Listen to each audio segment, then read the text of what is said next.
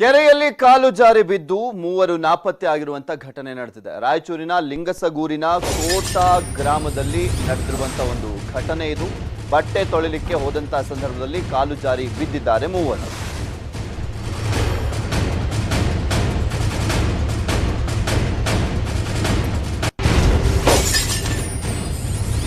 ಕೆರೆಯಲ್ಲಿ ಬಿದ್ದಂತ ಮೂವರು ಪಾರ್ವತಿ, ಅರ್ಜುನ, ಪಾರ್ವತಿ ಅಕ್ಕನ ಮಗಳು ಶಿಲ್ಪ, ಈ ಮೂವರು ಕೆರೆಯಲ್ಲಿ ಬಿದ್ದಿರುವಂತದ್ದು. ಅರ್ಜುನ 9 ವರ್ಷದವನು, ಶಿಲ್ಪ 10 ವರ್ಷದ ಬಾಲಕಿ ಆಕೆ, ಇನ್ನ 30 ವರ್ಷದ ಪಾರ್ವತಿ. ಈ ಮೂವರು ಕೆರೆಯಲ್ಲಿ ಬಿದ್ದಿರುವಂತದ್ದು. ನಿನ್ನೆ ಸಂಜೆ ಕಾಲು ಜಾರಿ ಬಿದ್ದಿದ್ದಾರೆ. ಮೂವರು ನಾಪತ್ತೆ ಆದಂತವರಿಗೆ ಇಡೀ ರಾತ್ರಿ ಹುಡುಕಾಟವನ್ನ ಮಾಡಲಾಗ್ತಾ ಇದೆ. ಹುಡುಕಾಟವನ್ನ ಮುಂದುವರಿಸಿದ್ದಾರೆ ಅಗ್ನಿಶಾಮಕ ದಳದಿಂದ. ಈಗ ಹುಡುಕಾಟವನ್ನ ಮಾಡಲಾಗ್ತಾ ಇದೆ. ಈಗ 3 ಶವಗಳು ಕೂಡ ಪತ್ತೆ ಆಗಿರುವಂತದ್ದು. ನಿನ್ನೆ ರಾತ್ರಿನೂ ಎಲ್ಲ ಸಾಕಷ್ಟು ಕಾರ್ಯಾಚರಣೆಯನ್ನ ಮಾಡಿದ್ರು ಅಗ್ನಿಶಾಮಕ ದಳದವರು. ಇವತ್ತು ಕೂಡ ಹುಡುಕಾಟವನ್ನ ಮುಂದುವರಿಸಿದ್ರು. ಆ ಮೂವರ ಶವ ಈಗ ಪತ್ತೆ ಆಗಿದೆ. ಪಾರ್ವತಿ, ಅರ್ಜುನ ಮತ್ತೆ ಶಿಲ್ಪ, ಈ ಮೂವರು ಕೂಡ ಬಟ್ಟೆಯನ್ನ ತೊಳೆಯಲು ಹೋದಂತ ಸಂದರ್ಭದಲ್ಲಿ ಕಾಲು ಜಾರಿ ಬಿದ್ದು ನಾಪತ್ತೆ ಆಗಿದ್ರು. ಆ ಮೂವರು ಈಗ ಶವವಾಗಿ ಪತ್ತೆ ಆಗಿರುವಂಥದ್ದು. ಶವ ಪತ್ತೆ ಆಗಿದೆ. ಪ್ರಾಣವನ್ನ ಕಳ್ಕೊಂಡಿದ್ದಾರೆ. ಆ ಒಂದು ಕೆರೆಯಲ್ಲಿ ಬಿದ್ದಂತಹ ಸಂದರ್ಭದಲ್ಲಿ ಪ್ರಾಣವನ್ನ ಕಳ್ಕೊಂಡಿರುವಂಥದ್ದು ಅವರು. ಒಬ್ರು 9 ವರ್ಷದ ಅರ್ಜುನ, ಇನ್ನೊಬ್ಳು ಶಿಲ್ಪ 10 ವರ್ಷ ವಯಸ್ಸಾಗಿತ್ತು ಅಷ್ಟೇ. ಇನ್ನು ಪಾರ್ವತಿ 30 ವರ್ಷದವರು. ಅವರು ಬಟ್ಟೆಯನ್ನ ತೊಳೆಯಲು ಹೋದಂತಹ ಸಂದರ್ಭದಲ್ಲಿ ಈ ಒಂದು ದುರ್ಘಟನೆ ಸಂಭವಿಸಿದೆ.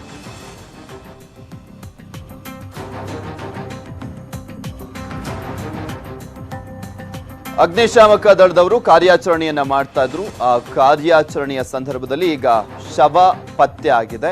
ಮೂವರ ಶವ ಅಂದ್ರೆ ಅವರು ನಾಪತ್ತೆ ಆಗಿದ್ದಂತ ವಿಚಾರಕ್ಕೆ ಸಂಬಂಧಪಟ್ಟಂತೆ ಕಾರ್ಯಾಚರಣೆಯನ್ನ ಮಾಡಲಾಗ್ತಾ ಇತ್ತು. ಇನ್ನು ಈ ಕುರಿತಂತೆ ಹೆಚ್ಚಿನ ಡೀಟೇಲ್ಸ್ ಅನ್ನ ನೀಡ್ತಾರೆ ನಮ್ಮ ಪ್ರತಿನಿಧಿ ಶರಣಪ್ಪ ಬಾಚಲಾಪುರ, ದೂರವಾಣಿ ಸಂಪರ್ಕದಲ್ಲಿದ್ದಾರೆ. ಶರಣಪ್ಪ, ಈಗ ಮೂವರ ಶವ ಪತ್ತೆ ಆಯ್ತು ಅನ್ನೋದ್ರ ಬಗ್ಗೆ ಮಾಹಿತಿ ಲಭ್ಯವಾಗ್ತಾ ಇತ್ತು. ಹೆಚ್ಚಿನ ಅಪ್ಡೇಟ್ಸ್ ಏನಿದೆ? ಪ್ರತಿ ಏನು ನಿನ್ನೆ ಸಂಜೆ ಏನು ಬಟ್ಟೆ ತೊಳೆಯಲು ಹೋಗಿದ್ರು ಪಾರ್ವತಿ ಮತ್ತು ಅವ್ರ ಮಕ್ಕಳು ಮತ್ತು ಅಕ್ಕನ ಮಗಳು ಸೇರ್ಕೊಂಡು ಹೋಗಿದ್ರು. ಆ ಸಂದರ್ಭದಲ್ಲಿ ಒಂದ್ ಸ್ವಲ್ಪ ಹಳ್ಳ ರಭಸವಾಗಿ ಹರಿತಾ ಇದೆ. ಯಾಕಂದ್ರೆ ಇತ್ತೀಚೆಗೆ ಮಳೆ ಆಗಿದ್ರಿಂದ ಆ ಇದರಲ್ಲಿ ಕಾಲು ಜಾರಿ ಬಿದ್ದಿದ್ರು. ಕಾಲು ಜಾರಿ ಬಿದ್ದ ಇಡೀ ರಾತ್ರಿ ಎಲ್ಲ ಅಲ್ಲಿ ಗ್ರಾಮಸ್ಥರ ಹುಡುಕಾಟ ನಡೆಸಿದ್ರು. ಮುಂಜಾನೆ ವೇಳೆಗೆ ಒಂದಿಷ್ಟು ಅಗ್ನಿಶಾಮಕ ದಳದವರು ಮತ್ತು ಗ್ರಾಮಸ್ಥರ ಹುಡುಕಾಟ ನಡೆದಾಗ ಒಂದು 3 ಶವ ಪತ್ತೆಯಾಗಿದೆ. 3 ಪತ್ತೆಯಾಗಿದ್ದರಿಂದ ಈಗ ಗ್ರಾಮದಲ್ಲಿ ಒಂದಿಷ್ಟು ಆಕ್ರಂದನ ಮತ್ತು ಕುಟುಂಬದಲ್ಲಿ ಒಂದಿಷ್ಟು ಆಕ್ರಂದನ ಉಂಟಾಗಿದೆ. ಜೊತೆಗೆ ಪೊಲೀಸರು ಸಹ ಭೇಟಿ ನೀಡಿ ಪರಿಶೀಲನೆ ನಡೆಸ್ತಾ ಇದ್ದಾರೆ. ಪೃಥ್ವಿ, ಓಕೆ, ಥ್ಯಾಂಕ್ ಯು ಶರಣಪ್ಪ ನಿಮ್ಮೆಲ್ಲ ಡೀಟೇಲ್ಸ್ಗಾಗಿ. ಜನ ಆಯ್ತು, ಈಗ ಜಾನುವಾರುಗಳಿಗೂ ಕ್ವಾರಂಟೈನ್. ಜಾನುವಾರುಗಳಿಗೆ ಬರ್ತಾ ಇದೆ ಭಯಾನಕ ಕಾಯಿಲೆ. ಕೊರೋನಾ ಆತಂಕದ ನಡುವೆ ಮತ್ತೊಂದು ಟೆನ್ಷನ್ ಶುರುವಾಗಿದೆ.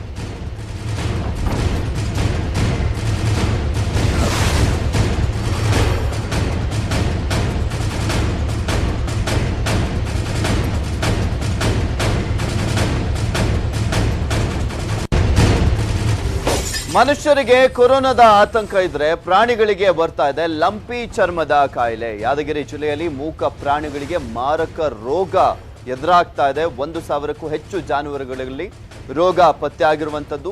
ರೋಗ ಪೀಡಿತ ಜಾನುವಾರುಗಳಿಂದ ಹರಡ್ತಾ ಇದೆ ಕಾಯಿಲೆ. ರೋಗ ಪೀಡಿತ ಜಾನುವಾರುಗಳಿಗೆ ರೈತರು ಈಗ ಕ್ವಾರಂಟೈನ್ ಮಾಡ್ತಾ ಇದ್ದಾರೆ. ಅಂದ್ರೆ ಸಪರೇಟ್ ಆಗಿ ಕಟ್ಟುವಂತ ಕೆಲಸವನ್ನ ಮಾಡ್ತಾ ಇದ್ದಾರೆ. ಬೇರೆ ಜಾನುವಾರುಗಳಿಗೆ ಹಬ್ಬಾರ್ದು ಆ ಒಂದು ಕಾಯಿಲೆ ಅನ್ನುವಂತ ಕಾರಣಕ್ಕೋಸ್ಕರ ಈ ರೀತಿಯಾಗಿ ಮಾಡ್ತಾ ಇದ್ದಾರೆ. ಜಾನುವಾರುಗಳನ್ನ ಪ್ರತ್ಯೇಕವಾಗಿ ಇರಿಸಿ ಚಿಕಿತ್ಸೆಯನ್ನ ನೀಡಲಾಗ್ತಾ ಇದೆ. ಜಾನುವಾರುಗಳ ಲಂಪಿ ರೋಗಕ್ಕೆ ಇಲ್ವೇ ಇಲ್ಲ ಯಾವುದೇ ರೀತಿಯಾದಂಥ ಚಿಕಿತ್ಸೆ. ಕೊರೋನಾಗೆ ಇಲ್ವಲ್ಲ ಚಿಕಿತ್ಸೆ, ಹಂಗೆ ಇದೇ ರೀತಿಯಾಗಿ ಜಾನುವಾರುಗಳಿಗೂ ಕೂಡ ಯಾವುದೇ ರೀತಿಯಾದಂಥ ಟ್ರೀಟ್ಮೆಂಟ್ ಅನ್ನೋದು ಸಿಗ್ತಾ ಇಲ್ಲ. ಜಾನುವಾರುಗಳಿಗೂ ಕೂಡ ರೋಗ ನಿರೋಧಕ ಶಕ್ತಿಯನ್ನ ಹೆಚ್ಚಿಸುವಂತ ಔಷಧವನ್ನ ಈಗ ನೀಡಲಾಗ್ತಾ ಇದೆ. ಮಾರಕ ರೋಗಕ್ಕೆ ಕಡಿವಾಣವನ್ನ ಹಾಕ್ಲಿಕ್ಕೆ ಪಶು ವೈದ್ಯರು ಯತ್ನವನ್ನ ಮಾಡ್ತಿದ್ದಾರೆ. ನಮ್ಮ ಜಾನುವಾರಿಗೆ ಹೊಸ ರೋಗ ಅಂತ ಅನ್ನತ್ತಿದ್ದಾರೆ. ಅದು ನಮ್ಗೆ ಯಾವುದೇ ರೀತಿ ಗೊತ್ತಿಲ್ಲ. ಇದ್ರ ರೋಗದಿಂದ ನಾವು ಆತಂಕಗೊಳ್ಳಗಾಗಿ ಭಾಳ ನಾವು ಚಿಂತೆ ಮಾಡ್ತಾ ಇದ್ದೀವಿ. ನಮ್ಮ ಎತ್ತು ಈಗ ನೋಡ್ಬೇಡಿ, ನಮ್ಮ ಎತ್ತು ಯಾವ ನಮೂನೆ ಆಗಿದೆ ಅಂತಂದ್ರೆ ಸಿಕ್ಕಾಪಟ್ಟೆ ಮೈ ಮೇಲೆಲ್ಲ ಗುಳ್ಳಿ ಮತ್ತು ಕಾಲು ಬಾವು ಮತ್ತು ಕಣ್ಣು ಬೇನೆ ಬಂದಿದೆ. ಇದು ಮತ್ತು ಪಶು ವೈದ್ಯಕರಿಗೆ ಭೇಟಿಯಾಗಿ ನಾವು ಅವ್ರಿಗೆ ವಿಚಾರ ಮಾಡಿದ್ದೀವಿ. ಅವರು ಯಾವುದೇ ರೀತಿಯಾಗಿ ಇದಕ್ಕೆ ಔಷಧಿ ಇಲ್ಲ ಅಂತ ಹೇಳ್ತಾ ಇದ್ದಾರೆ. ಮತ್ತು ಹೆಚ್ಚಿನ ಮಾಹಿತಿಗಾಗಿ ಜಿಲ್ಲಾ ಪಶು ವೈದ್ಯಕರಿಗೆ ಭೇಟಿಯಾಗಂತಂದ್ರೆ ಅವ್ರಿಗೆ ಭೇಟಿಯಾದೀವಿ. ಯಾವುದೇ ಔಷಧಿ ಇಲ್ಲ ಅಂತ ಹೇಳಿದ್ದಾರೆ. ಈ ಕುರಿತಂತೆ ಹೆಚ್ಚಿನ ಡೀಟೇಲ್ಸ್ ಅನ್ನ ನೀಡ್ತಾರೆ ನಮ್ಮ ಯಾದಗಿರಿಯ ಪ್ರತಿನಿಧಿ ನಾಗಪ್ಪ, ದೂರವಾಣಿ ಸಂಪರ್ಕದಲ್ಲಿದ್ದಾರೆ. ಎಸ್ ನಾಗಪ್ಪ, ಹೊಸದಾದ ಒಂದು ರೋಗ ಕಾಣಿಸಿಕೊಂಡಿರುವಂತದ್ದು ಲಂಪಿ ಚರ್ಮ ಅಂತ, ವೈದ್ಯರು ಏನ್ ಹೇಳ್ತಾ ಇದ್ದಾರೆ? ಯಾವ ಕಾರಣಕ್ಕೆ ಈ ಒಂದು ರೋಗ ಕಾಣಿಸ್ಕೊಳ್ತಾ ಇದೆಯಂತೆ? ಪೃಥ್ವಿ, ಇದು ವೈರಲ್ ಡಿಸೀಸ್ ಮೂಲಕ ಈ ರೋಗ ಹರಡುತ್ತದೆ ಎಂಬ ಅದನ್ನು ಕೂಡ ಈಗಾಗಲೇ ಪಶು ಸಂಗೋಪನಾ ಇಲಾಖೆ ಅಧಿಕಾರಿ ಶರಣಬೋಪನ್ ರೆಡ್ಡಿ ಅವರು ಕೂಡ ಮಾಹಿತಿ ಕೊಟ್ಟಿದ್ದಾರೆ. ಯಾದಗಿರಿ ಜಿಲ್ಲೆಯಲ್ಲಿ ಈಗಾಗಲೇ ಕೊರೋನಾ ಭೀತಿಯಿಂದ ರೈತರು ತತ್ತರಿಸಿ ಹೋಗಿದ್ದಾರೆ. ಅದರ ನಡುವೆ ಈಗ ರೈತರು ಕೂಡ ಮತ್ತೇನು ಜಾನುವಾರುಗಳಿಗೆ ಕೂಡ ಏನು ಲಂಪಿ ಚರ್ಮ ಕಾಯಿಲೆ ಏನು ವ್ಯಾಪಿಸಿದೆ ಜಾನುವಾರುಗಳಿಗೆ, ಈ ಕಾಯಿಲೆಯಿಂದ ಮತ್ತೆ ರೈತರು ಎಲ್ಲೋ ಒಂದ್ ಕಡೆ ಆತಂಕಕ್ಕೆ ಒಳಗಾಗಿದ್ದಾರೆ. ಯಾದಗಿರಿ ಜಿಲ್ಲೆಯಲ್ಲಿ ಸುಮಾರು 1,000ಕ್ಕೂ ಹೆಚ್ಚು ಈ ಜಾನುವಾರುಗಳಿಗೆ ಈ ಲಂಪಿ ಚರ್ಮ ಕಾಯಿಲೆ ವ್ಯಾಪಿಸಿದೆ ಎಂಬುದನ್ನು ಕೂಡ ಈಗಾಗಲೇ ಪಶು ಇಲಾಖೆ ಅಧಿಕಾರಿಗಳು ಕೂಡ ಮಾಹಿತಿ ಕೊಟ್ಟಿದ್ದಾರೆ. ಆದ್ರೆ ಎಲ್ಲೇ ಒಂದ್ ಕಡೆ ಈ ಜಾನುವಾರುಗಳನ್ನು ಏನು ಸೋಂಕಿತ ಜಾನುವಾರುಗಳಿಂದ ಇನ್ನೊಂದು ಜಾನುವಾರುಗಳಿಗೆ ಕೂಡ ಈ ಕಾಯಿಲೆ ವ್ಯಾಪಿಸುವ ಸಾಧ್ಯತೆ ಇರುವುದರಿಂದ ಏನು ಸೋಂಕಿತ ರೋಗ ಪೀಡಿತ ಜಾನುವಾರುಗಳನ್ನು ಕೂಡ ಈಗಲೇ ಕ್ವಾರಂಟೈನ್ ಮಾಡಿ ಅಗತ್ಯ ಚಿಕಿತ್ಸೆಯನ್ನು ಕೂಡ ನೀಡಲಾಗ್ತಾ ಇದೆ. ಪ್ರತಿ ಈಗ ಟ್ರೀಟ್ಮೆಂಟ್ ಅಂದ್ರೆ ಯಾವ ರೀತಿಯಾಗಿ ನೀಡ್ತಾ ಇದ್ದಾರೆ? ಸಪರೇಟ್ ಆಗಿ ಕ್ವಾರಂಟೈನ್ ಮಾಡ್ತಾ ಇದ್ದಾರೆ, ಹೌದು. ಅದಕ್ಕೆ ರೋಗ ನಿರೋಧಕ ಶಕ್ತಿ ಕಮ್ಮಿ ಇರುತ್ತೆ, ರೋಗ ನಿರೋಧಕ ಶಕ್ತಿ ಜಾಸ್ತಿ ಆಗುವಂತ ನಿಟ್ಟಿನಲ್ಲೂ ಕೂಡ ಟ್ರೀಟ್ಮೆಂಟ್ ಅನ್ನ ಕೊಡ್ತಾ ಇದ್ದಾರೆ ಅನ್ನೋದ್ರ ಬಗ್ಗೆ ಮಾಹಿತಿ ಲಭ್ಯವಾಗ್ತಾ ಇತ್ತು. ಯಾವ್ದಾದ್ರು ಜಾನುವಾರು ಸಾವನ್ನಪ್ಪಿರೋದ್ರ ಬಗ್ಗೆ ವರದಿ ಆಗಿದೆಯಾ? ಪ್ರತಿ ಈಗಲೇ ಈ ಕಾಯಿಲೆಯಿಂದ ಯಾದಗಿರಿ ಜಿಲ್ಲೆಯಲ್ಲಿ ಯಾವುದೇ ಜಾನುವಾರುಗಳು ಕೂಡ ಮೃತಪಟ್ಟಿಲ್ಲ. ಆದ್ರೆ ಈ ಜಾನುವಾರುಗಳು ಏನು ಸೋಂಕಿತ ಜಾನುವಾರುಗಳಿಗೆ ಪ್ರತ್ಯೇಕವಾಗಿ ಇರಿಸಿ ಅವುಗಳಿಗೆ ಈಗಲೇ ರೋಗ ಲಕ್ಷಣ ಪ್ರಮುಖವಾಗಿ ಗುಳ್ಳೆ ಬರುವುದು ಮತ್ತು ಜ್ವರ ಹೆಚ್ಚಿನ ಪ್ರಮಾಣದಲ್ಲಿ ಕಾಣಿಸ್ತಾ ಇದೆ. ಇದರಿಂದ ಎಲ್ಲೇ ಒಂದ್ ಕಡೆ ಜಾನುವಾರುಗಳು ಕೂಡ ಮೇವು ಕೂಡ ತಿನ್ನಲು ಆಗ್ತಾ ಇಲ್ಲ ಮತ್ತು ಅದೇ ರೀತಿಯಾಗಿ ಹಾಲು ಕೂಡ ಕೊಡ್ತಾ ಇಲ್ಲ. ಇದರಿಂದ ಪ್ರತ್ಯೇಕವಾಗಿ ಇರಿಸಿ ಅವುಗಳಿಗೆ ರೋಗ ನಿರೋಧಕ ಹೆಚ್ಚಿಸುವಂತ ಚಿಕಿತ್ಸೆ ಕೂಡ ನೀಡಲಾಗ್ತಾ ಇದೆ. ಪ್ರತಿ ಓಕೆ, ಥ್ಯಾಂಕ್ ಯು ನಾಗಪ್ಪ ನಿಮ್ಮೆಲ್ಲ ಡೀಟೇಲ್ಸ್ ಗಾಗಿ. ಇನ್ನು ಈ ಕುರಿತಂತೆ ಮಾತಾಡ್ಲಿಕ್ಕೆ ರೈತ ಮುಖಂಡ ಲಕ್ಷ್ಮೀಕಾಂತ್ ಪಾಟೀಲ್ ಅವರು ನಮ್ಮ ಜೊತೆ ದೂರವಾಣಿ ಸಂಪರ್ಕದಲ್ಲಿದ್ದಾರೆ. ನಮಸ್ಕಾರ ಸರ್. ಸರ್ ನಮಸ್ಕಾರ. ಹೇಗ್ ಗೊತ್ತಾಯ್ತು ಇದು ಈ ರೋಗ ಬಂದಿರುವಂತದ್ದು? ಸರ್ ಅವು ಈಗ ಜಾನುವಾರುಗಳಿಗೆ ಗುಳ್ಳಿ ಹೇಳಕತ್ತಾವ ಸರ್. ಗುಳ್ಳಿ ಹೇಳೋದ್ರ ನಿಂತ ಈಗ ಎತ್ತುಗಳಿಗೆ ಗುಳ್ಳಿ ಎದ್ದವ್ರಿ. ಮತ್ತೇನಪ್ಪಾ ಅಂತಂದ್ರ ಆಕಳುಗಳಿಗೆ ಹಾಲು ಕೊಡಂತ ಆಕಳುಗಳು ಒಟ್ಟ ಮೇವು ತಿನ್ನಂಗಿಲ್ಲ ಸರ್. ಮತ್ತೆ ಈ ಕಣ್ಣಿನ ಬಲ್ಲಿ ಸ್ವಲ್ಪ ಇದು ಚರ್ಮ ಸುಲ್ದಂಗ ಆಗೋದು ಈ ಟೈಪ್ ಆಲಕತ್ತಾವ ಸರ್ ಜನಗಳಿಗೆ. ಈ ಪಶು ಸಂಗೋಪನೆ ಇಲಾಖೆದವ್ರಿಗೆ ಕಾಂಟ್ಯಾಕ್ಟ್ ಮಾಡಿದ್ರೆ ಅವ್ರು ಅದಕ್ಕೆ ನಮ್ಮಲ್ಲಿ ಟ್ರೀಟ್ಮೆಂಟ್ ಇಲ್ಲ ಅಂತ ಹೇಳಕತ್ತಾರ ಸರ್. ಟ್ರೀಟ್ಮೆಂಟ್ ಇಲ್ಲ ಅಂದ್ರೆ ಈಗ ಹಂಗೆ ಬಿಟ್ಬಿಟ್ಟಿದಾರ? ಹಂಗೆ ಬಿಟ್ಟಾರ ಸರ್. ಈಗ ಬರ್ತಾರ ಸರ್, ನೋಡ್ತಾರ, ಇದಕ್ಕೆ ಔಷಧಿನೇ ಇಲ್ರಿ ನಮ್ಮಲ್ಲಿ, ಏನ್ ಮಾಡಮ್ ಅಂತಾರ. ಮಿನಿಸ್ಟರ್ ಫೋನ್ ಮಾಡಿದ್ರೆ ಆಕ್ಚುಲಿ ನಮ್ಮ ಯಾದಗಿರಿ ಜಿಲ್ಲಾ ಉಸ್ತುವಾರಿ ಮಿನಿಸ್ಟರ್ ಪ್ರಭು ಚವ್ಹಾಣ ಅವರು ಮತ್ತು ಪಶು ಸಂಗೋಪನೆ ಇಲಾಖೆ ಮಿನಿಸ್ಟರ್ ಆರ್ ಸರ್. ಅವ್ರಿಗೆ ಫೋನ್ ಮಾಡಿದ್ರ ಆ ಮನುಷ್ಯ ಫೋನೇ ಎತ್ತಂಗಿಲ್ಲ ಸರ್. ರೆಸ್ಪಾನ್ಸೇ ಇಲ್ಲ. ಅವ್ರು PA ಫೋನ್ ಹಚ್ಚಿರ್ PA ಫೋನ್ ಎತ್ತಲ್ಲ. ಈ ಟೈಪ್ ಇದ್ದಾರೆ. ಕೊರೋನಾ ಅಲ್ವಾ, ಫೋನ್ ಮಾಡಿದ್ರು ಬಂದ್ಬಿಡುತ್ತೆ ಅನ್ನೋ ಟೆನ್ಷನ್ ಏನಿಲ್ಲ ಸರ್. ನಮ್ಮ ಯಾದಗಿರಿ ಜಿಲ್ಲೆಕ್ಕೆ ಏನದಲ್ ಸರ್, ಈ ಸದ್ಯ ಈ ಜಾನುವಾರು ಸುಮಾರು ಒಂದು 10 ಹಿಡ್ಕೊಂಡು 12 ಹಳ್ಳಿಗಳದಾಗ ಈ ಟೈಪ್ ಸಮಸ್ಯೆ ಆಗ್ಯದ ಸರ್. ಮಿನಿಮಮ್ ಒಂದು 500 ಜಾನುವಾರುಗಳು ಅವ್ ನೋಡ್ರಿ ಸರ್. ನಿಶಕ್ತಿ ಏನಾದ್ರು ಆಗ್ತಾ ಇದೆಯಾ ಸರ್? ಪೂರಾ ನಿಶಕ್ತಿನೇ ಆಗ್ಲಕತ್ತಾವ ಸರ್. ಮೇವೇ ತಿನ್ನಂಗಿಲ್ಲ, ಹಾಲು ಕೊಡಂಗಿಲ್ಲ. ಈಗ ನಾವ್ ಹಾಲು ಕರಿಲಾಕ್ ಹೋದ್ರ ಹಚ್ಕೊಂಗಿಲ್ಲ ಸರ್. ಪೂರಾ ಸಿಡಿ ಮಾಡ್ಕೋತಾವ ಸರ್ ದನಗಳು. ಮೇವೆಲ್ಲ ತಿಂತಾ ಇದಾವ ಸರಿಯಾಗಿ? ಮೇವ್ ಇಲ್ಲ ಸರ್, ಮೇವ್ ತಿನ್ನಂಗಿಲ್ಲ. ಜಿಲ್ಲಾಧಿಕಾರಿಗಳಿಗೆ ಹೇಳಿದ್ರ ಇದ್ರ ಬಗ್ಗೆ? ಕ್ರಮ ಕೈಗೊಂಡು ಹೋಗ್ಲಿ, ಅಲ್ಲಿ ಜಿಲ್ಲಾಧಿಕಾರಿಗಳಾದ್ರೂ ಸ್ಪಂದಿಸಿದ್ರ? ಇಲ್ಲ ಸರ್, ನಾವ್ ಅವ್ರಿಗೆ ಕಾಂಟ್ಯಾಕ್ಟ್ ಮಾಡಿಲ್ಲ. ಯಾಕಂದ್ರ ನಮ್ಮಲ್ಲಿ ಹೊಸದಾಗಿ ಮೊನ್ನೆ ಒಬ್ರು ಟ್ರಾನ್ಸ್ಫರ್ ಆದ್ರು, ಮತ್ತೊಬ್ರು ಬಂದ್ ಜಾಯಿನ್ ಆದ್ರು ಸರ್. ಹಿಂಗಾಗಿ ನಾವು ಅವ್ರಿಗೆ ಕಾಂಟ್ಯಾಕ್ಟ್ ಮಾಡಿಲ್ಲ. ಪಶು ಸಂಗೋಪನೆ ಇಲಾಖೆ ಡಿಸ್ಟಿಕ್ ಡಾಕ್ಟರ್ ಆ ಮನುಷ್ಯರೇ ದವಾಖಾನೆಗೆ ಸಿಗಂಗಿಲ್ಲ ಸರ್. ಲಕ್ಷ್ಮೀಕಾಂತ್ ಪಾಟೀಲ್ ಅವರೇ, ನೋಡೋಣ ಏನ್ ಹೇಳ್ತಾರೆ ಅಂತ ಪಶುಸಂಗೋಪನಾ ಸಚಿವರು.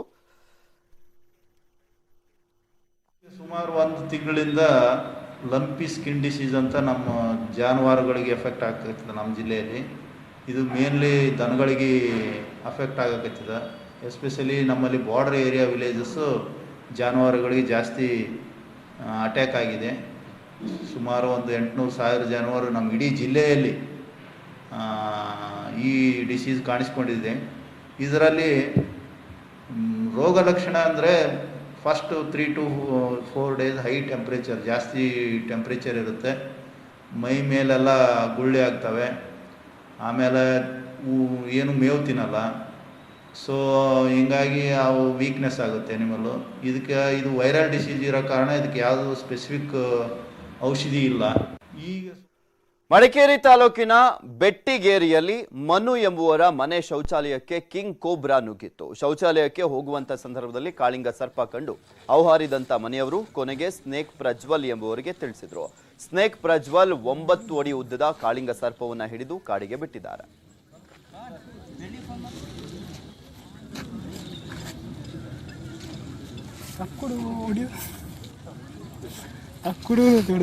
ಫಾರೆಸ್ಟ್ ಅವ್ರ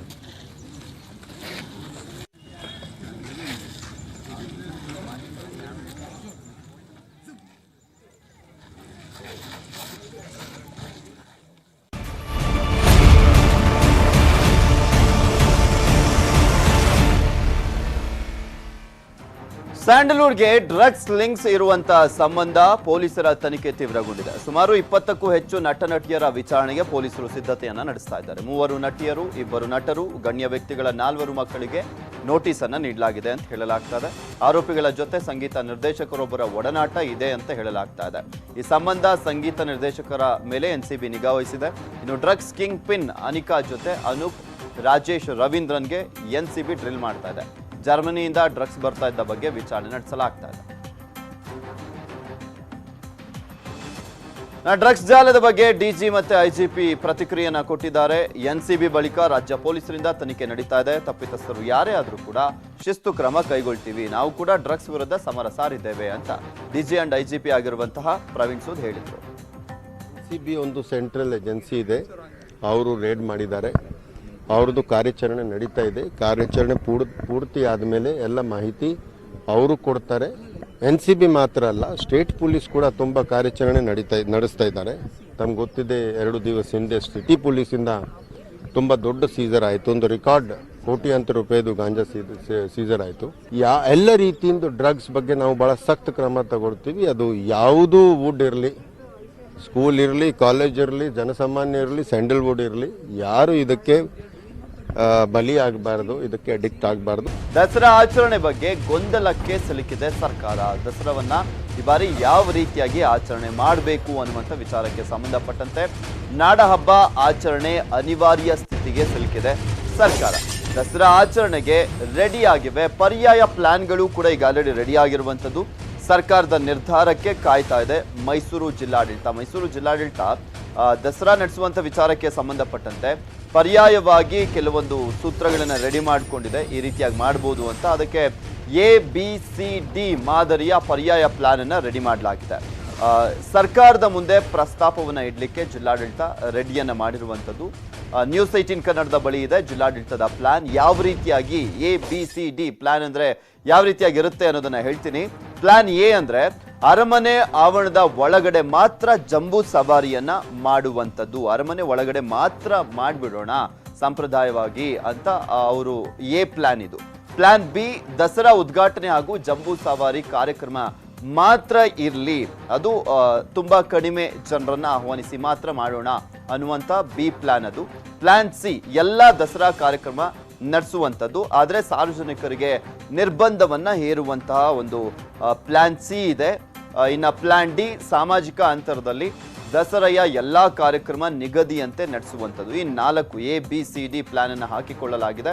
ಯಾವ ರೀತಿಯಾಗಿ ಸರ್ಕಾರ ಯಾವ ಪ್ಲಾನ್ನ ಪ್ರಕಾರ ದಸರಾವನ್ನ ಮಾಡುವಂಥ ವಿಚಾರಕ್ಕೆ ಸಂಬಂಧಪಟ್ಟಂತೆ ಒಪ್ಪಿಗೆಯನ್ನ ಕೊಡುತ್ತೆ ಅನ್ನೋದನ್ನ ಕಾದು ನೋಡಬೇಕಾಗಿದೆ. ಯಾಕೆಂದ್ರೆ ಕೊರೋನಾದ ಭೀತಿಯ ನಡುವೆ ಯಾವಾಗಲೂ ಕೂಡ ವಿಶ್ವವಿಖ್ಯಾತ ದಸರಾದ ಸಂದರ್ಭದಲ್ಲಿ ಲಕ್ಷಾಂತರ ಜನ ಸೇರ್ತಾರೆ ಮೈಸೂರಿನಲ್ಲಿ. ಆ ವಿಶ್ವವಿಖ್ಯಾತ ಜಂಬೂ ಸವಾರಿಯನ್ನ ನೋಡುವಂಥ ವಿಚಾರಕ್ಕೆ ಸಂಬಂಧಪಟ್ಟಂತೆ ಅಲ್ಲಿನ ಜನ ಬಂದು ಸೇರುವಂಥದ್ದು.